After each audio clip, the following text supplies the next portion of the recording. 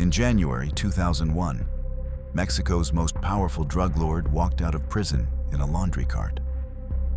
Joaquin El Chapo Guzman had just been captured, but the system built to hold him collapsed within months. For 13 years, he stayed free. Then in February 2014, Mexican Marines recaptured him in the coastal city of Mazatlan. This time, officials promised it would be different. They moved him to Altiplano Federal Penitentiary, Mexico's highest security prison, 750 cameras, 26 security filters between any prisoner and the outside world. Guards rotated constantly, so nobody could build a relationship with an inmate. Mexico was telling the world it had finally gotten control of its most dangerous problem. But on July 11th, 2015, just 18 months later, Guzman walked into the shower area of his cell and vanished. Behind the privacy partition, a hole had been cut into the floor. Below it, a tunnel stretching 1.5 kilometers in every direction from his cell. Lit, ventilated, fitted with a motorcycle on rails to carry tools and people. When officials entered his cell and found it empty, they weren't just looking at a prison break. They were looking at proof that the system hadn't failed once by accident. It had failed twice by design. And what the Mexican government did next would turn a scandal into something far more damaging. To understand why Altiplano was such a political symbol, you've got to understand what El Chapo represented by 2014. Guzman had built the Sinaloa Cartel into the most powerful drug trafficking organization on the planet. By the time of his second capture, the cartel was moving an estimated $3 billion worth of narcotics into the United States every single year. The Sinaloa Cartel ran tunnels under the US-Mexico border. It operated submarines in the Pacific. Corrupted police departments, military units, and local governments across 6 Mexican states answered to its leadership.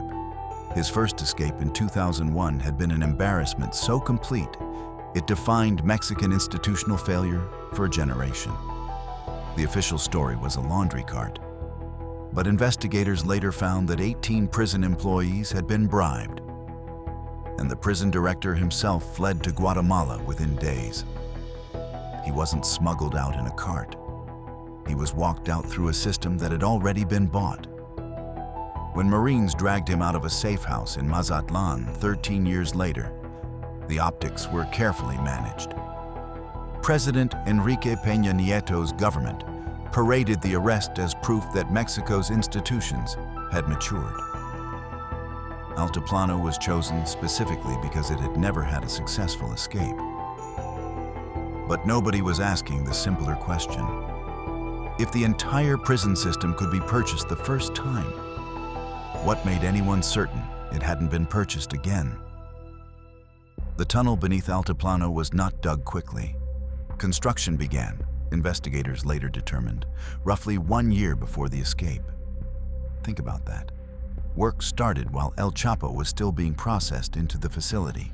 The tunnel entrance on the outside was hidden inside a half-built house in the municipality of Almoloya de Juarez, about 1.5 kilometers from the prison perimeter. Workers dug downward first, hitting a depth of about 10 meters before turning horizontally toward the prison. A ventilation system pumped fresh air through the entire length. Motorcycle, mounted on a rail track embedded in the floor, could carry a person or heavy equipment from the house to directly beneath Guzman's cell in under 10 minutes. This was not improvised.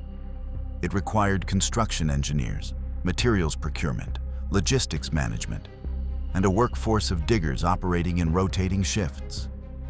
Mexican investigators estimated the total cost somewhere between $1 and $5 million. The construction generated a massive amount of displaced soil, roughly 1,000 cubic meters of earth that had to be removed and disposed of without attracting attention. For 12 months, 1 kilometer from a maximum security federal prison, none of it was detected. not by surveillance, not by ground vibration sensors the prison was supposed to have, not by any of the 750 cameras operating around the facility's perimeter. Which raised a question investigators tried very hard not to answer out loud. How do you dig a tunnel for a year beneath one of the most monitored pieces of land in Mexico without a single alert being triggered? The answer started with a GPS watch. Several months before the escape, Guzman's wife, Emma Coronel, a U.S. citizen and former beauty queen, visited him at Altiplano. She brought him a watch. Prison visits at Altiplano were supposed to involve thorough searches of everything brought in. The watch made it through. Inside it, investigators later confirmed, was a GPS tracking chip.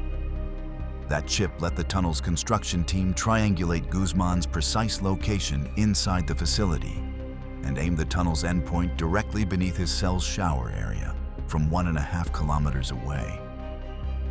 But the watch was only one layer. The shower area where the tunnel emerged was one of the few spots inside Altiplano not covered by a camera. Prison regulations required privacy partitions in shower areas, a rule designed to protect inmates' dignity. The tunnel's architects knew exactly where the blind spot was. They didn't guess. They knew. Investigators also found that the concrete floor of Guzman's cell had been modified. The cut was clean, worked from above, meaning someone with direct access to the cell had been preparing the exit point for weeks. Then came the detail that removed any remaining doubt. Guard rotation logs showed that specific officers had been assigned to Guzman's wing over and over. The same guards, the same shifts. Months of deliberate, documented placement. In a facility whose entire security model was built around preventing exactly that kind of familiarity. Someone above the guards had been managing those assignments. 20 individuals were eventually arrested in connection with the escape, including prison guards and administrative staff. But the arrests were just the beginning of a story the Mexican government would spend the next several years trying to bury. Within 48 hours of the escape, President Peña Nieto's government had already decided on its response. 20 arrests were announced inside the first week. Press conferences followed. Attorney General Aureli Gomez stood before cameras and promised a full investigation with no limits on its scope. But the investigation that actually unfolded told a very different story.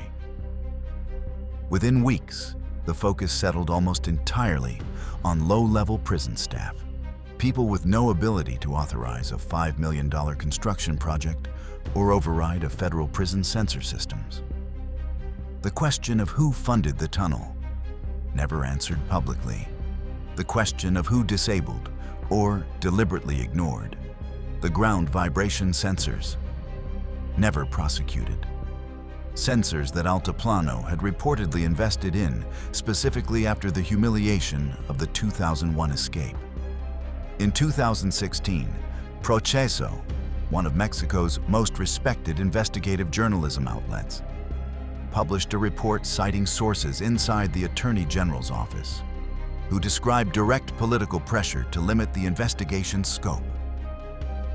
Witnesses who could implicate mid-level government officials weren't called. Evidence related to financial transactions funding the tunnel construction was classified. Then came the silencing.